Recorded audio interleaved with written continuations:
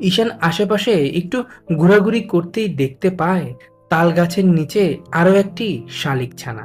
তবে ছানাটিকে দেখে সুস্থই মনে হচ্ছিল।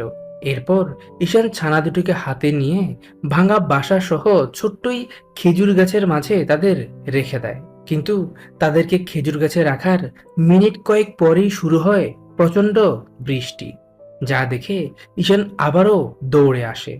খেজুর গাছের সামনে আসতেই ঈশান দেখতে পায় বেঁচে থাকা ছানাটি বৃষ্টির পানিতে ভিজে ইতিমধ্যে ঠান্ডায় কাঁপতে শুরু করেছে। সেই জন্য ঈশান আশেপাশে একটু ঘোরাঘুরি করতেই দেখতে পায় তাল গাছের নিচে আরো একটি শালিক ছানা। তবে ছানাটিকে দেখে সুস্থই মনে হচ্ছিল।